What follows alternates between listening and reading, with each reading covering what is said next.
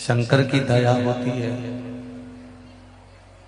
तब जाकर हम भगवान की अविरल भक्ति तक पहुंच पाते हैं।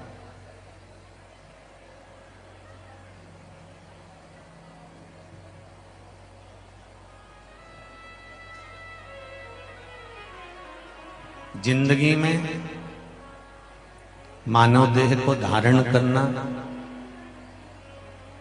और मानव देह धारण कर कर भगवान की अविरल भक्ति तक पहुंच जाना, ये बड़ा कठिन विषय है।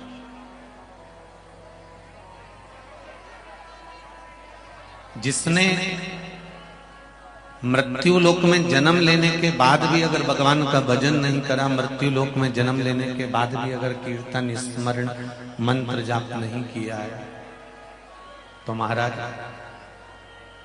ये निश्चित है कि 84 लाख योनि में 20 लाख जो योनियां हैं वो वृक्ष और लताओं की हैं।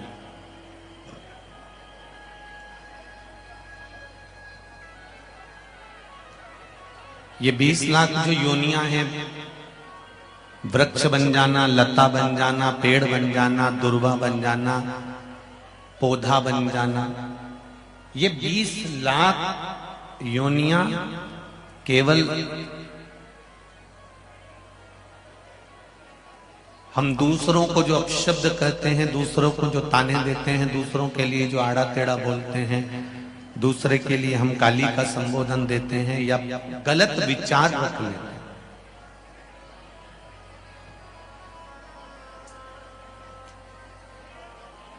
ये वृक्ष, ये डालियां, ये पौधे, ये लताएं, ये जितनी भी ये योनियां हैं, ये सब इसी को प्रमाणित करती हैं कि हमने अगर किसी को अपशब्द कहा है, किसी को ताने दिए हैं, किसी को गालियां दी हैं, किसी को आड़ा टेढ़ा बोला है, तो ये वृक्ष जो फलदार बनते हैं, जिसमें आम लगे होते हैं, जिसमें बेर लगे होते हैं, जिसमें फल लगे होते हैं, जिसमें फूल लगे होते हैं, ये वृक्ष भी भगवान से बार बार निवेदन करते हैं कि अगली बार हमको फलदार मत बनाना, अगली बार हमको पुष्प वाला मत बनाना, क्योंकि फलदार जो वृक्ष होता है उसमें फल तो लगे होते हैं पर उसमें पत्थर बहुत मारे जाते हैं।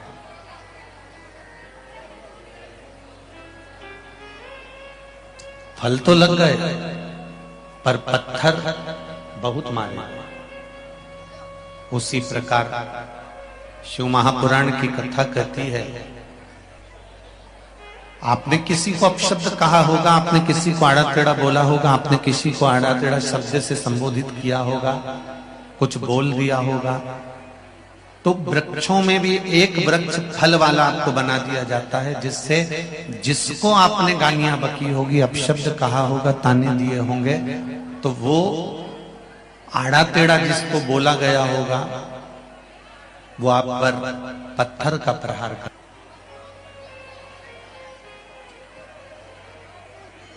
कि संपूर्ण ब्रह्मांड में शिव महापुराण की कथा कहती है, संपूर्ण जगत में ये जितने जलचर, थलचर, वायुचर, ये जितने भी जीव नजर आते हैं, इनके नजर आने का एक कारण है कि कर्म के अनुसार कुछ भोग करता है। पहले भी कहा, आज फिर कहते हैं, मत बुरे कर्म कर बंदे, मत बुरे कर्म कर बंदे, वरना पछताएगा, भगवान की आंखों से तू बच नहीं पाएगा, तू बच नहीं पाएगा। अरे ओ अज्ञानी मत कर नादानी, अरे ओ अज्ञानी मत। जब आप आगे बढ़ेंगे तब कुछ ना कुछ अच्छा जिंदगी में अवश्य प्राप्त हो, ये निश्चित है।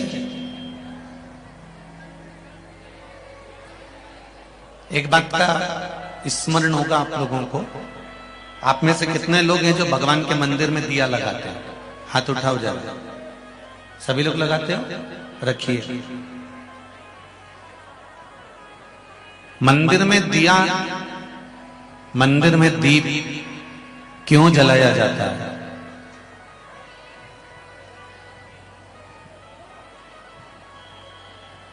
हम मंदिर में दिया क्यों लगाते हैं? मंदिर में दीप क्यों जलाते हैं? मंदिर में दीप जलाने का कारण क्या है?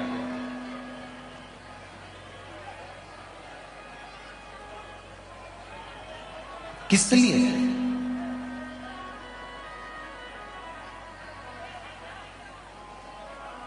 मंदिर में दीप जलाने का कारण क्या हो सकता है? मंदिर में दीप किस लिए जलाया जाता है? हम मंदिर जाकर भगवान को दीप क्यों लगाते हैं? हम मंदिर में दीप क्यों जलाते हैं? हम मंदिर में दीप क्यों लगाते हैं? आप सभी से एक निवेदन है, कथा का आज विराम दिवस है, बहुत दूर दूर से आप लोग कथा सुनने के लिए आए हैं। 10-10, 20-20 रुपए ऑटो वाले को भी दिए होंगे यहाँ तक आने का और जाने के लिए भी। मात्र 3 घंटे की कथा में से आधा घंटा तो आशीष भैया ले जाते हैं, बचते हैं 2.5 घंटे। उस 2.5 घंटे में से थोड़ा सा समय भजन में निकल जाता है, बचता है थोड़ा समय शंकर भगवान से लगन लगा लो। पहले भी कथा में कहा था, मेहमान जब घर से जाते हैं लिफाफा तभी उनको दिया जाता है। बोलो सही है कि गलत है? बुआ जाते जाते अपने भतीजे को रुपये देकर जाती है, मामा जी जाते जाते अपने भांजे को आखिरी में पैसे देकर जाते हैं, फूफा जी जाते जाते आखिरी में कुछ ना कुछ अपने बच्चों को देकर जाते हैं। आखिरी का जो दिन होता है वो कुछ देने और लेने का होता है। और आज ही का वो दिन है गंगा दशहरे का, जिस दिन आज मेरा भोलेनाथ आप कथा प्रेम से सुन लें तो मेरा बाबा जाते जाते आपको कुछ देकर चले जाए। इसलिए स्नेह से शंभो हर हर महादेव। हम मानते हैं कि अपार जन समुदाय है। आज कथा में जब प्रवेश कर रहे थे तो कह रहे थे पूरे बुंदेलखंड के इतिहास का पहला जन समुदाय देखा है जो इतनी भीड़ अपार पड़ी पूरे बुंदेलखंड। हम मान रहे हैं कि जगह नहीं है, पंडाल फूल हैं, रोडों पर आप लोग बैठे हो, खेतों में धूप में आप बैठे हो, पर पूरा प्रशासन भी आपकी सेवा में लगा हुआ है। पूरा प्रशासन हर तरह से सेवा में लगा हुआ है।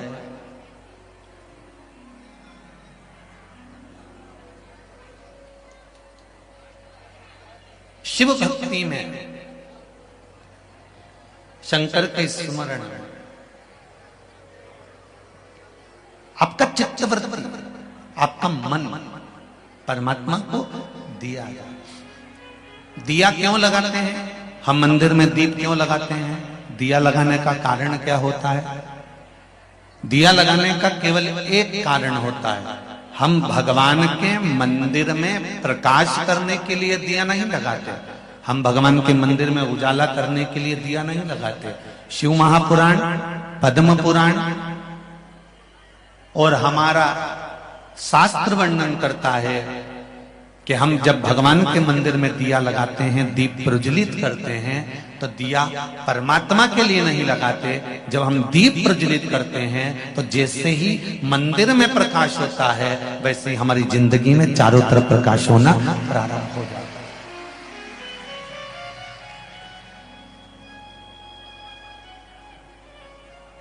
दीप का मतलब देवता की साक्षी।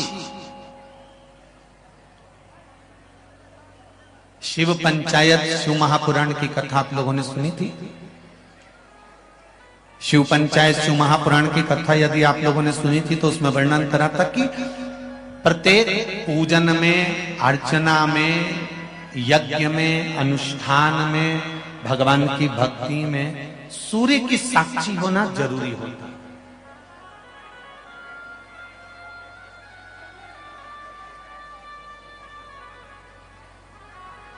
प्रत्येक ब्राह्मण देवता कर्मकांड करने वाले जब ब्राह्मण देव पूजन कराते हैं तो सबसे पहले सूर्य की साक्षी कराकर दीप को प्रज्वलित करते हैं कि ये सूर्य की साक्षी देता है।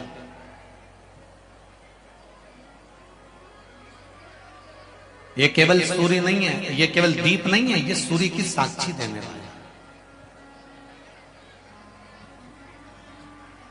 महाराज संकल्प करते समय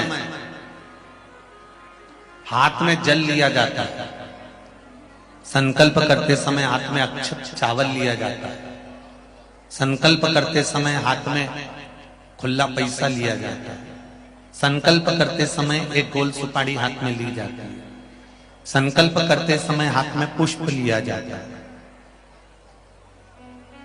इन सभी चीजों का प्रमाण क्या है?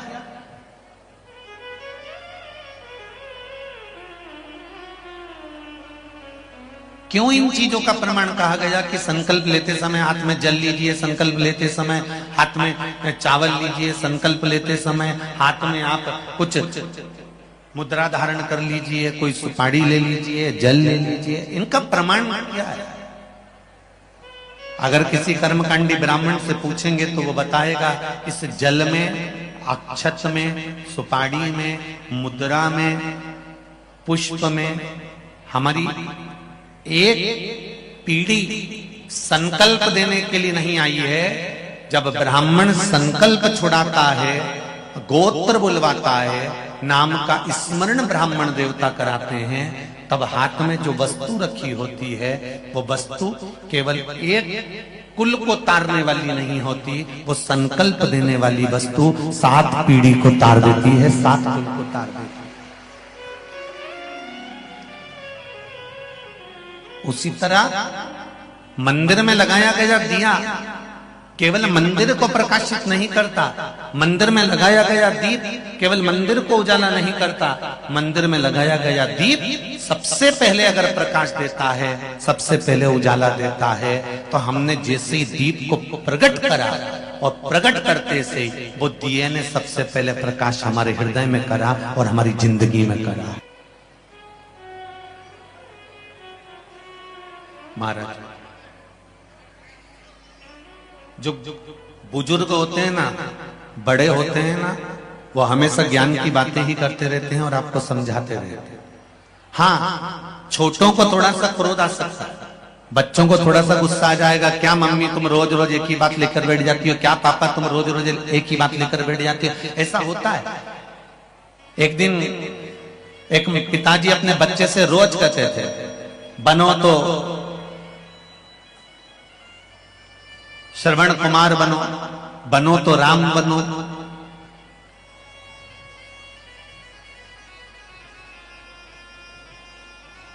प्रतिदिन एक माता पिता अपने बच्चे को रोज डांटते हैं, बनो तो राम बनो, बनो तो श्रवण बनो, बनो तो राम बनो, बनो तो श्रवण बनो। एक दिन बच्चे को क्रोध आ गया और बच्चा गुस्से में आकर बोला, क्या पापा मम्मी रोज राम और श्रवण बनने को कहते हो, कभी कृष्ण बनने को तो कहते ही नहीं हो। माता पिता ने कहा, हम तुम्हें कृष्ण बनने को कह देंगे पर तुम कृष्ण के गुण नहीं देख पाओगे। भगवान कृष्ण ने चीर चुराया तो तुम भी कुछ ना कुछ गलत करोगे, भगवान कृष्ण ने माखन चुराया तो तुम उनकी चोरी की लीला को पकड़ोगे। तुम श्रेष्ठता नहीं पकड़ोगे। इतने में बच्चे को क्रोध आ गया और बच्चा कहने लगा, ठीक है पापा, तुम मुझे राम बनने को कहते हो, मैं राम बनने को तैयार। जैसे दशरथ जी ने पूरी सत्ता राम जी को सौंपी थी, चलो मुझे तिजोरी की चाबी सौंपो।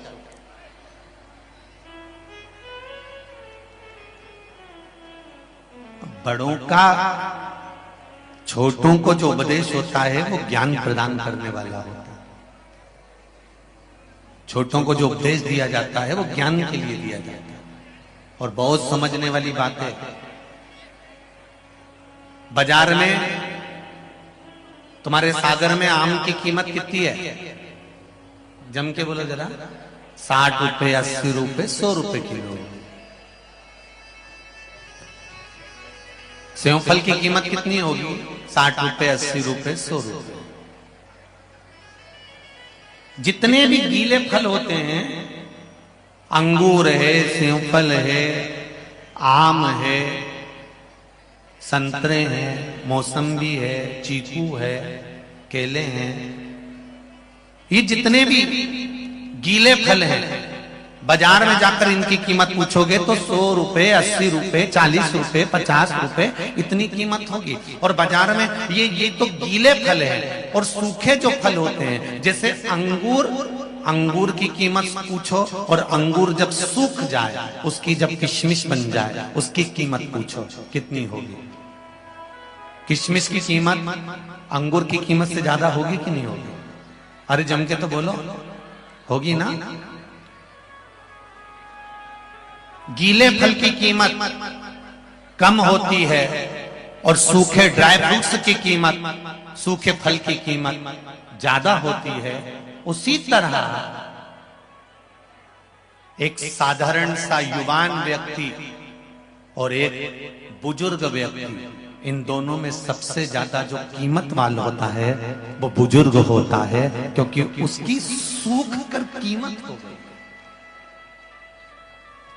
संसार सागर में आकर उसने ना जाने कितने दुख झेले हैं। संसार सागर में आने के बाद उसने ना जाने कितने तकलीफों को झेला है, ना जाने कितने कष्ट को झेला है, ना जाने कितने दुखों को झेलकर उसने अपनी जिंदगी का यापन करा है। एक साधारण विषय नहीं, एक बुजुर्ग, जितने भी बूढ़े व्यक्ति नजर आते हैं दुनिया के नवयुवक बच्चों को, तो उनको देखकर हंसी आती है कि ये बुजुर्ग हैं, इनका हाथ कांपता है, इनके मुख कांपता है, इनके चलने में इनको तकलीफ आती है। पर देखा जाए तो बुजुर्ग की जो कीमत है, एक वृद्ध व्यक्ति की जो कीमत है, वो घर में रहने वाला जो बूढ़ा व्यक्ति है, उसकी कीमत जब समझ में आती है। तेरा सहारा है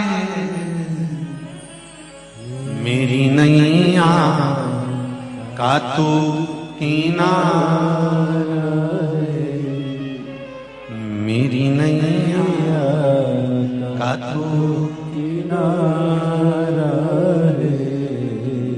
शिव भक्ति की कीमत को समझ। हमारे इस चैनल को लाइक करें, कमेंट करें, शेयर करें। धन्यवाद। अगर हो सके तो सुपर थैंक्स भी दे दें। धन्यवाद। तपस्वी, साधक, उपासक, इनकी कीमत को हमें समझना। महाराज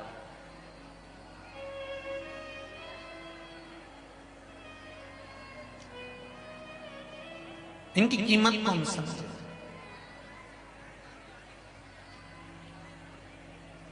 शिव महापुराण की कथा कहती है, भगवान शंकर माता पार्वती के साथ में विराजमान थे।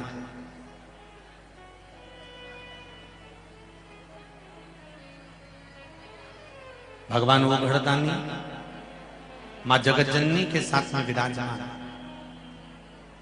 और आज भगवान शंकर के नेत्र से एक अश्रु गिर गए।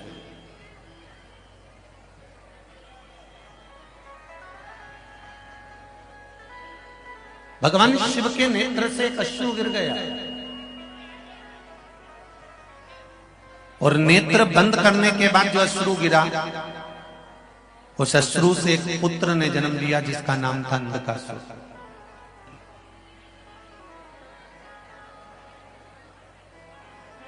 एक पुत्र ने जन्म लिया जिसका नाम अंधकासुर। महाराज पार्वती जी ने उसको गोदी में ले लिया, और मां जगतजननी पार्वती जी ने जब उसको गोदी में लिया,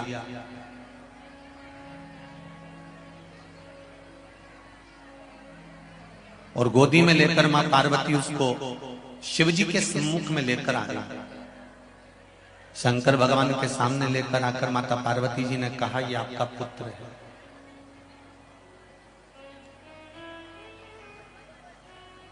शिवजी ने कहा, पार्वती इसको ले जाकर समुद्र में फेंक दो। ये मेरे नेत्र बंद करने के बाद प्रकट हुआ है और नेत्र बंद करने के बाद प्रकट हुआ, इसलिए इसकी कोई कीमत नहीं। इसको उठाओ, समुद्र में डाल।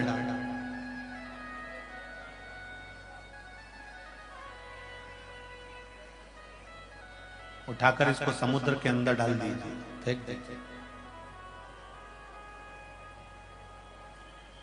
पार्वती जी ने कहा, प्रभु आप कैसी बात करते हो, ये आपका पुत्र है,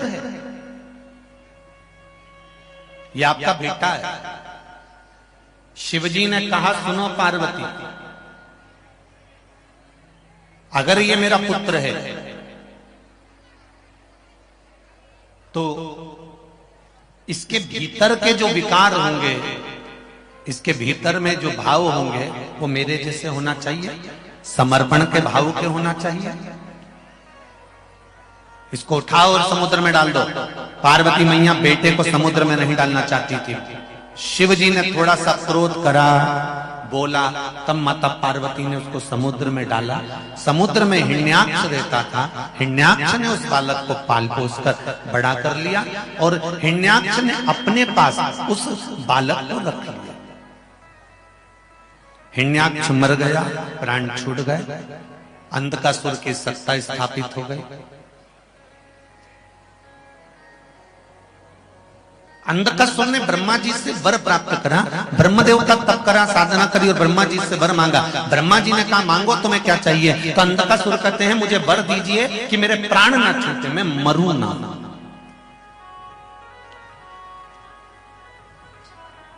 संसार सागर में जितने भी जन्म लेते हैं ना, ये पूरे इसी विचार में रहते हैं कि हम यहां पर परमानेंट रहने आए।